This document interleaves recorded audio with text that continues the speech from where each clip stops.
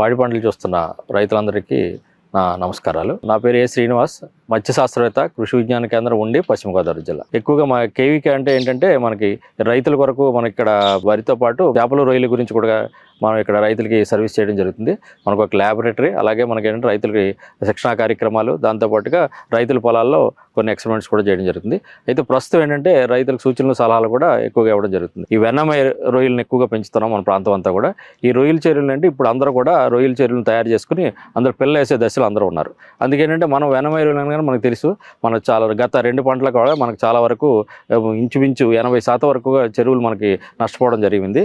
దానికి కారణం ఏంటంటే మనం సరైన సీడ్ మనకి లభించగా, అదేవిధంగా మన చెరువు తయారీలో జాగ్రత్తలు తీసుకోవడం. ముఖ్యంగా ఎందువల్ల మనకు పోయిందంటే ఈహెచ్పి వల్ల ఒకటి, తెల్లరెట్ట వ్యాధి ఒకటి, తర్వాత ఏంటంటే తెల్లమచ్చ వ్యాధి. వీటి వల్ల ఎక్కువగా మనకి గత పంటకాలం అంతా కూడా చాలా వరకు చెరువులు ఖాళీ అవ్వడం జరిగింది.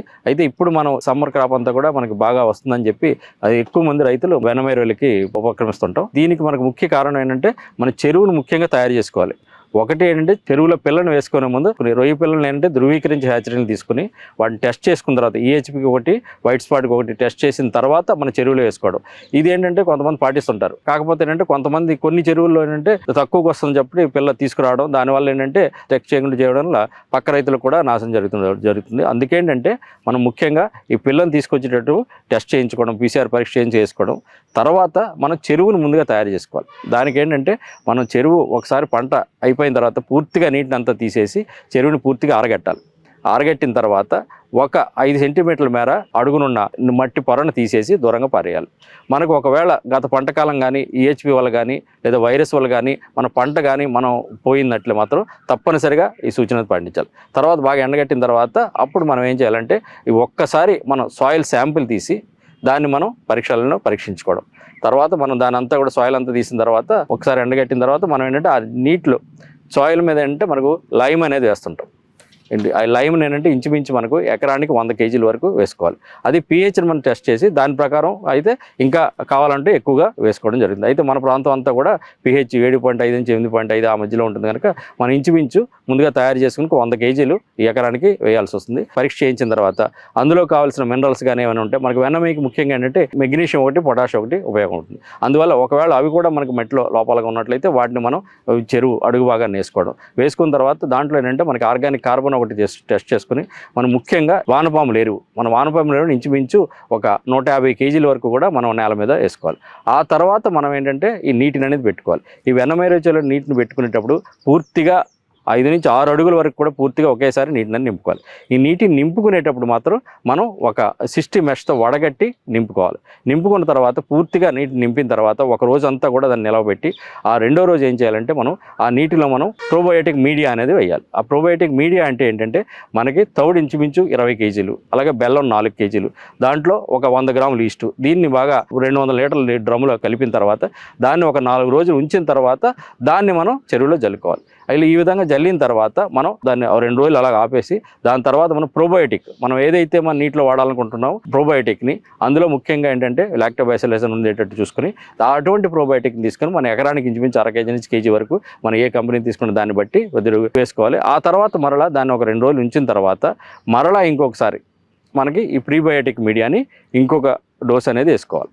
వేసుకున్న తర్వాత ఇప్పుడు మనం చెప్పినది కూడా ఎకరానికి వేసుకున్న తర్వాత ఏంటంటే ఒక్కసారి మనం నీటిని గమనించి అందులో మనకి మినరల్స్ ఇంకా లోపం ఉన్నట్టే వాటర్ టెస్టింగ్ అనేది చేయించాలి. ఈ చేయించినప్పుడు ఏంటంటే ఇందులో మనకు మినరల్స్ మెయిన్గా కాల్షియం, మెగ్నీషియం, పొటాషియం టెస్ట్ చేస్తాం మనం వెన్నమయ రొయ్యల దగ్గర. ఈ కాల్షియం, మెగ్నీషియం, పొటాషియం టెస్ట్ చేయించుకొని ఈ కాల్షియం ఇంచుమించు 150 ppm ఉండేటట్లు, అలాగే మెగ్నీషియం దానికి 2 ఇంతలు ఉండేటట్లు అంటే 300 ppm ఉండేది, అలాగే పొటాష్ మళ్ళీ ఒక 150 ppm ఉండేటట్టు చూసుకోవాలి. ఏమాత్రం ఇందులో లోపాలు వచ్చినా మనం అప్పుడు పొటాష్ని అలాగే మెగ్నీషియం ఎక్కువగా మనకి లోపం ఉండడం జరుగుతుంది. ఈ మెగ్నీషియం సల్ఫేట్ని అలాగే పొటాషియం క్లోరైడ్ని మనం అందులో నీటిలో వేసుకున్న తర్వాత మనం ఈ ప్రాంతంలో ఎక్కువగా ఏంటంటే తక్కువ ఉపదన నీటిలో మనం పెంచుతుంటాం. అంటే 5 ppt కంటే తక్కువ ఉపదన నీటిలో వెన్నమయ రొయ్యలు పెంచుతుంటాం కనుక మనకి ఇటువంటి చెరువుల్లో ఏంటంటే మనకి ఇంచుమించు 20 నుంచి 40 కేజీల వరకు మనకు సాధారణ ఉప్పు, మన సముద్రపు ఉప్పు ఉంటుంది కదా, ఆ ఉప్పుని వేసుకుని దాంతోపాటుగా మనకి ఏంటంటే పొటాష్ ఒక 10 కేజీలు, అలాగే మెగ్నీషియం సల్ఫేట్ ఒక 10 కేజీలు, అలాగే మినరల్ మిక్సర్ అనేది దొరుకుతుంది, మినరల్ మిక్సర్ని ఒక 5 కేజీలు వేసుకుని ఎకరానికి మనం అప్పుడు మనం తర్వాత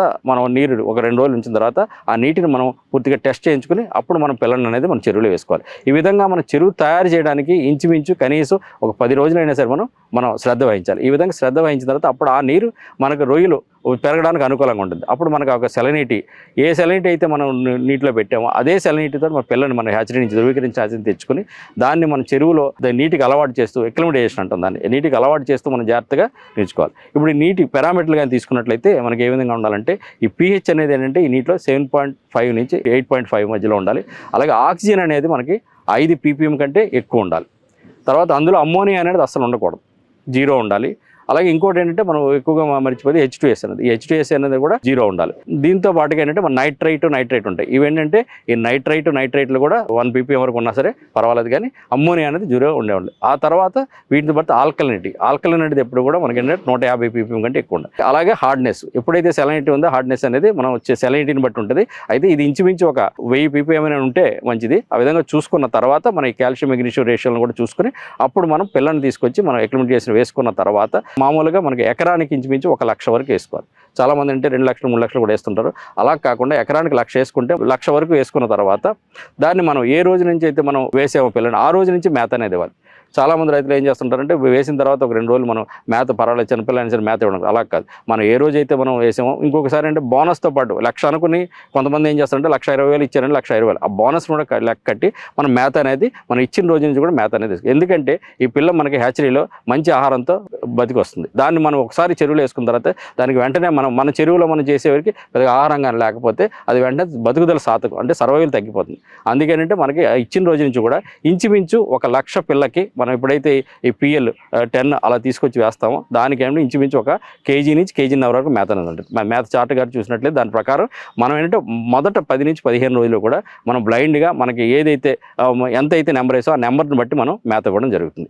అయితే అప్పుడు కూడా మనం సర్వైవల్ లెక్క కట్టాలనుకున్నప్పుడు మనం ఏ రోజైతే చెరువులో మనం స్టాకింగ్ చేసామో ఆ రోజే మనం ఒక 1 మీటర్ హాపాలను ఒక రెండింటిని మన చెరువులో పెట్టుకుని దాంట్లో మనం 100 పిల్ల చొప్పున కానీ వేసుకున్నట్లయితే అది 2-3 రోజుల తర్వాత దాంట్లో లెక్కెట్టితే మనకి చెరువులో కూడా ఎంత ఉంటుంది 100 పిల్లకి మనకంటే ఇంచుమించు 98% కూడా మనకు బతుకుదల శాతం ఉంటే మొత్తం అన్ని కూడా పిల్ల బతికినట్టు. అలా కాకుండా ఎప్పుడైతే మనకి బతుకుదల శాతం తగ్గిపోయిందంటే ఒక 50-60% ఏంటంటే మనం కూడా మన చెరువులో తగ్గినట్టు. దాన్ని బట్టి మనం మేత అనేది ఇచ్చుకోవచ్చు. ఆ తర్వాత ఒక్కసారి మనం పిల్లలు కానీ కొద్దిగా ఎదిగిన తర్వాత అంటే 15-20 రోజులు అయిన తర్వాత కానీ చూసినట్లయితే వాటి యొక్క ఆహారాలను చూసుకుంటే అది నిండుగా ఉందో లేదో చూసుకుని దాన్ని బట్టి మనం మేత ఇవ్వచ్చు. 20 రోజుల తర్వాత నుంచి కూడా మనకి ఏంటంటే చెక్ ట్రేలు అని పెట్టి అంటే ఎకరానికి ఇంచుమించు 4 చెక్ ట్రేలు పెట్టాలి. 4 చెక్ ట్రేలు పెట్టి అందులో కొద్దిగా మేత వేస్తాం. మనం ఇచ్చే మేతలో ఇంచుమించు 1% మేతను మనం చెక్ ట్రేలు వేసి దాన్ని గమనించి దాని ప్రకారం మేత అనేది ఇచ్చుకోవాలి. ఈ విధంగా ఏంటంటే మనకు మేతకు మాత్రం లోటు లేకుండా మేత వృధా కూడా కాకుండా మనం మేత యాజమాన్యం చేయాలి. అలాగే నీటి యాజమాన్యం వీటిని కూడా మనం ఏంటంటే మొదటి నుంచి కూడా ప్రతి 10 రోజులకు ఒకసారి వాటర్ని టెస్ట్ చేయించుకుని దాని ప్రకారం మనం ముఖ్యంగా వెన్నం ఏరియాలో ఈ కాల్షియం మెగ్నీషియం పొటాష్ ఈ రేషియోని 1:2:3 రేషియో కానీ మెయింటైన్ చేసినట్లయితే చాలా వరకు అవి ఆరోగ్యంగా పెరుగుతాయి. తర్వాత ఇంకొకటి ఏంటంటే మనకు సెలనిటీ ఎందులో అయితే మనం మొదలెట్టాం అంటే ఇప్పుడు 3 PPT సెలనిటీలు మొదలెట్టారు లేదా 5 PPTలు అంటే అదే సెలనిటీ మనకి ఇంచుమించు మన పెంపకాలం అంటే అంతే ఇంచుమించు 3 నుంచి 4 నెలల పెంపకాలం ఉంటుంది. ఆ పెంపకాలం ఉంటే ఒకే సెలనిటీ దాంట్లో మెయింటైన్ చేయాల్సి ఉంది.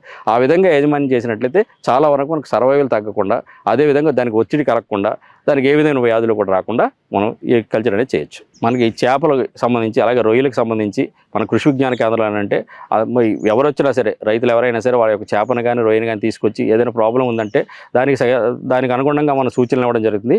అదే కాకుండా మా దగ్గర ఏంటంటే ఇక్కడ సాయిల్ టెస్టింగ్ అలాగే వాటర్ టెస్టింగ్ ల్యాబొరేటరీ కూడా ఉంది. మీరు నీటిని కూడా తీసుకొచ్చినట్లయితే మీరు కూడా పరీక్ష చేయించి మీరు దాంట్లో ఏం వాడాలో కూడా చెప్పడం జరుగుతుంది. ఈ అవకాశాన్ని ఆ రైతులందరూ కూడా సద్వినియోగం చేసుకోవాలని కోరుకుంటున్నాం.